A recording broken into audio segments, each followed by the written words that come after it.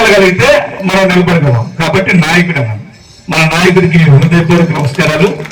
అలాగే వేదిక మీద ఉన్నటువంటి పెద్దలు, ఎంపీపీలు, జడ్పీటీసీలు, మున్సిపాలిటీ వైస్ చైర్మన్స్, వైస్ ఎంపీపీలు ఎందుకు నిలబెట్టిందంటే పెన్షన్ ఇస్తామని చెప్పి దండుకోవడం, లేకపోతే ఒక పథకం ఇస్తామని దండుకోవడమో, లేకపోతే ఒక కాలనీ ఇల్లు ఇస్తామని దండుకోవడమో లేకుండా ఈరోజు వైఎస్ఆర్సీపీ కార్యకర్తంతా నీతి నిజాయితీవంతులు అనుకుని చెప్పి నిరూపించింది.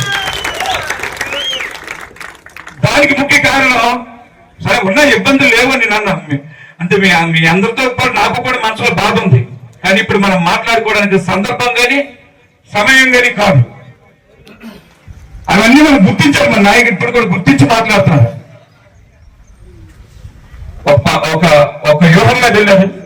ఆ వ్యూహం అనేది బెలుసుకొట్టడం జరిగింది. కాబట్టి అంత మాత్రాన కార్యకర్తలు గుర్తించకపోవడం మన నాయకుడు కాదు. ఇక్కడ మనం అంత ఫ్రీడంగా మన నియోజకవర్గంలో కూడా మనం చాలా ఫ్రీడంగా మన నాయకుడి దగ్గర మనం మెసలేం. ఆయన మినిస్టర్ అయినప్పుడు కూడా ఏ రోజు కూడా మనం మినిస్టర్ కదా అని ఎక్కడో దూరంగా మాట్లాడిన పరిస్థితి, ఎక్కడో చోటు కట్టుకున్న పరిస్థితి సామాన్య కార్యకర్త కూడా లేదు. సామాన్య కార్యకర్త కూడా తన పక్కనే కూర్చుని పెట్టి మాట్లాడారు. మనందరితో కూడా ఇష్టాగోష్ఠిగా మాట్లాడారు. ఎప్పుడు రాష్ట్రం మొత్తం తిరిగి కూడా వచ్చి ఇక్కడ కార్యకర్తలు వదిలేస్తున్నాం, లేకపోతే నా మనుషులు వదిలేస్తున్నాను కూడా చేయలేదు ఆయన. మనందరితో కూడా మనందరం గౌరవించే మాట్లాడారు.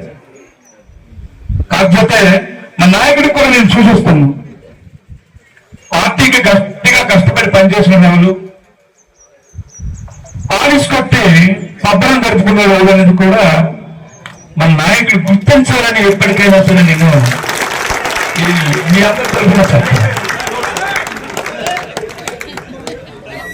ఈ రోజు మనం కష్టంలో ఉన్నాము, మన కార్యకర్త కష్టంలో ఉన్నాడు.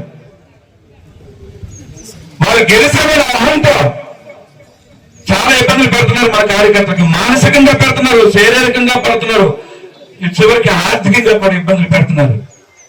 అది పెట్టని వాళ్ళ పాపాలు వాళ్ళే అనుభవించని, వాళ్ళు గొయ్యాలే తవ్వుకొని.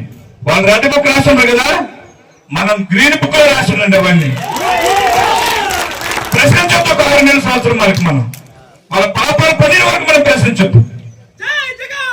ఖచ్చితంగా ప్రతి ఒక్కటి కూడా నోట్ చేసినండి. దాని మీద పోరాటం చేద్దాం. మనోడు ఒక అడుగు ముందుకే చెప్పాడు, ప్రభుత్వాలు కూలిపోతుంది. ప్రభుత్వం కూలిపోవడం కాదు మనం చెప్పిన అర్థంలో నేను అర్థం చెప్తాను. ప్రజల మనసులో స్థానం కోల్పోతున్నారు. ప్రజల మనసులో స్థానం కోల్పోయి వీధి కుక్కకి తేడా లేకుండా తిరుగుతారు. ఇచ్చిన హామీలు నెరవేర్చలేరు. ఇప్పటికే వాళ్ళు లేనిపోయిన ఆస్తుల మీద దాడులు చేస్తున్నారు, వ్యాపారస్తుల మీద దాడులు చేస్తున్నారు, అధికారుల మీద దాడులు చేస్తున్నారు. మనం చివరి వరకు 5 సంవత్సరాలు వైఎస్ఆర్సీపీ కార్యకర్తలతో గర్వంగా కాల రకేసుకుని మనం తిరిగాం. అది 6 నెలలపై అబాస పాలైపోయి వీధుల పాలైపోతుంది. ఈ సందర్భంగా చెప్తాను.